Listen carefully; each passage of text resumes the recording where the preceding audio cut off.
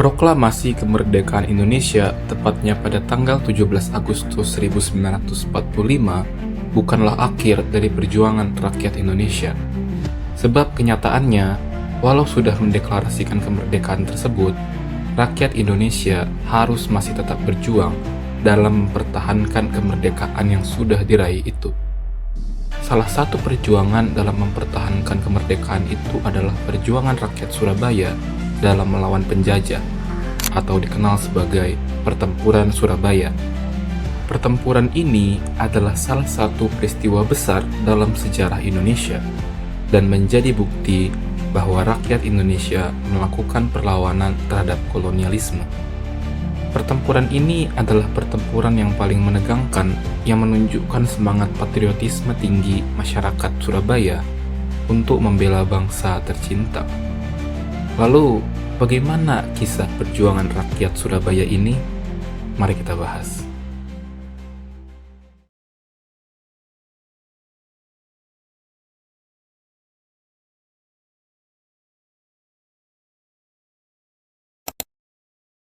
Kisah dimulai setelah pihak sekutu dinyatakan menang melawan Blok Poros pada Perang Dunia Kedua. Pada waktu itu, Belanda tergabung dalam pihak sekutu dan ingin kembali menduduki Indonesia, yaitu Hindia Belanda, yang merupakan bekas wilayah kekuasaan salah satu negara Blok Poros yang kalah, yaitu Jepang. Belanda menganggap bahwa dirinya memiliki hak atas Indonesia sebagai bekas wilayah kekuasaan Jepang selama Perang Dunia Kedua, sekaligus bekas wilayah jajahannya sebelum kedatangan Jepang. Bagi sekutu, setelah Jepang menyerah dan sekutu memenangkan Perang Dunia Kedua, wilayah-wilayah bekas jajahan Jepang menjadi tanggung jawab sekutu, termasuk Indonesia. Oleh karena itu, Belanda pada saat itu tidak mengakui kemerdekaan Indonesia, walau Indonesia telah menyatakan diri sebagai bangsa yang merdeka. Sekutu termasuk Belanda pun kembali datang ke Indonesia untuk menaklukkannya. Ditambah dengan adanya kesepakatan bahwa Inggris akan senantiasa membantu Belanda untuk kembali merebut Indonesia. Salah satu daerah yang pertama kali diincar untuk diduduki adalah wilayah Surabaya. Pada 25 Oktober 1945, pasukan sekutu yang tergabung dalam AFNE atau Allied Forces Netherlands East Indies mendarat di Tanjung Perak, Surabaya. Kedatangan mereka dipimpin oleh seorang jenderal yang bernama Albertin Walter Southern Malabi. Tujuan awal dari kedatangan sekutu tersebut adalah mengamankan tawanan perang, melucuti senjata para tentara Jepang, serta menciptakan ketertiban setelah mengumandangkan kemerdekaan tersebut. Tujuan yang adalah alasan ini diterima oleh orang-orang Surabaya, sehingga Inggris dapat melakukan tujuan kedatangannya itu. Namun, seiring berjalannya waktu, keberadaan Inggris ini sudah tidak sejalan dengan tujuan awal mereka. Di Surabaya, pasukan Inggris menguasai berbagai objek vital seperti gedung, pusat kereta api, dan kantor pos. Selain itu, mereka juga menangkap beberapa tokoh pemuda di Surabaya. Pada saat itu, rakyat Surabaya sudah benar-benar kesal.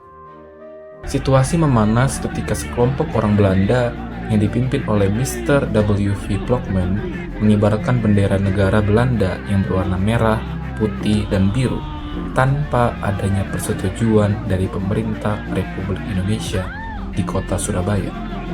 Rakyat Surabaya yang melihat hal tersebut menjadi semakin kesal dan marah. Hal ini yang membuat seorang perwakilan Indonesia, yaitu Residen Sudirman, mendatangi Hotel Yamato tempat mereka mengibarkan bendera tersebut untuk berdiskusi dengan pimpinan sekutu, yaitu Blockman, agar bendera tersebut dapat diturunkan dan tidak terjadi keributan. Namun, diskusi yang ada tidak berjalan lancar dan pimpinan mereka, yaitu Blockman, menolak untuk menurunkan benderanya. Hingga puncaknya, Blockman mengeluarkan sebuah pistol yang membuat perkelahian antara dua belah pihak tidak dapat dihindarkan. Di tengah keributan tersebut, Blockman meninggal dunia karena dicekik oleh pengawal Sudirman, yaitu Sidik. Namun, Sidik juga tewas oleh tentara Belanda yang sedang bertugas saat itu. Sudirman beserta pengawalnya yang lain berhasil menghindari insiden tersebut dan segera keluar dari Hotel Yamato untuk mengamankan situasi yang ada. Namun, beberapa pemuda di Surabaya terlihat langsung menaiki Hotel Yamato dan segera merobek bendera Belanda yang berwarna merah, putih, biru tersebut dan menyisakan bagian merah dan putih saja.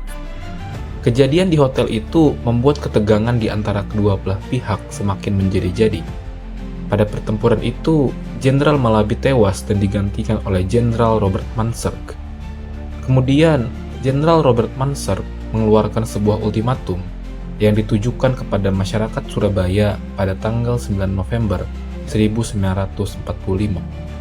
Ultimatum tersebut berisikan sebagai berikut. Pertama, pemimpin Indonesia yang ada di Surabaya harus melaporkan diri. 2. Seluruh senjata yang dimiliki oleh pihak Indonesia yang ada di Surabaya harus diserahkan kepada pihak Inggris. 3. Pemimpin Indonesia yang ada di Surabaya harus menandatangani sebuah pernyataan bahwa mereka menyerah tanpa adanya syarat. Kekesalan itu memuncak saat pihak Inggris menyebarkan selebaran yang berisi perintah agar masyarakat setempat menyerahkan senjata yang mereka miliki ke pihak sekutu. Ultimatum yang diajukan tersebut kemudian ditolak oleh pihak Indonesia, sehingga para pasukan Inggris mulai melancarkan serangan mereka pada tanggal 10 November di pagi hari yang menjadi awal dari pertempuran kedua belah pihak. Dalam usahanya melawan pihak sekutu tersebut, arek-arek Surabaya dipimpin oleh Bung Tomo yang mengumandangkan pidato berapi-api yang berhasil untuk membangkitkan semangat masyarakat Surabaya untuk melawan dan mengusir penjajah dari negara Indonesia. Pada pertempuran ini, terdapat setidaknya 20.000 tentara serta 100.000 sukarelawan di pihak Indonesia. Sementara pada pihak Inggris terdapat setidaknya 30.000 tentara yang juga dibantu dengan berbagai peralatan perang mereka, yaitu tank, kapal perang, serta pesawat tempur. Pertempuran yang terjadi di antara kedua belah pihak tersebut mengalami puncaknya tepat pada tanggal 10 November 1945, di mana terjadinya bentrok antara pasukan sekutu serta arek-arek Surabaya ketika pasukan sekutu tersebut hendak menyerang kota Surabaya yang langsung dihadang oleh masyarakat Surabaya. Pertempuran yang terjadi tersebut menghasilkan banyak korban jiwa pada kedua belah pihak. Pertempuran tersebut menimbulkan korban sekitar 20.000 rakyat Surabaya yang sebagian besar adalah warga sipil. Selain itu, sekitar 150.000 orang terpaksa meninggalkan kota Surabaya dan sekitar 1.600 orang prajurit Inggris tewas, hilang dan luka-luka, serta puluhan alat perang rusak dan hancur. Pertempuran Surabaya ini berlangsung selama 3 minggu, di mana menimbulkan berbagai kerugian besar bagi masyarakat di kota Surabaya dan juga Indonesia. Setelah 1 tahun terjadinya pertempuran tersebut, Presiden Soekarno yang menjabat menjadi Presiden Negara Indonesia saat itu menetapkan bahwa setiap tanggal 10 November, masyarakat Indonesia akan memperingati hari tersebut sebagai Hari Pahlawan. Oleh sebab itu, hingga kini, masyarakat Indonesia masih memperingati perjuangan para pahlawan dengan mengingat jasa para pejuang setiap tanggal 10 November. Kisah pertempuran Surabaya banyak memberi kita pesan moral, kegigihan, pantang menyerah, dan semangat yang luar biasa yang mereka lakukan telah berbuah manis untuk generasi kita sekarang. Tanpa perjuangan mereka, bisa jadi kita tidak akan merasakan udara kemerdekaan seperti sekarang ini. Kita sebagai masyarakat Indonesia yang telah merdeka harus terus bersyukur.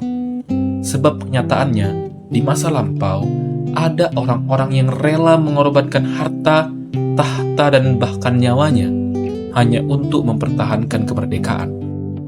Namun, bagaimanapun juga, bersyukur tidaklah cukup.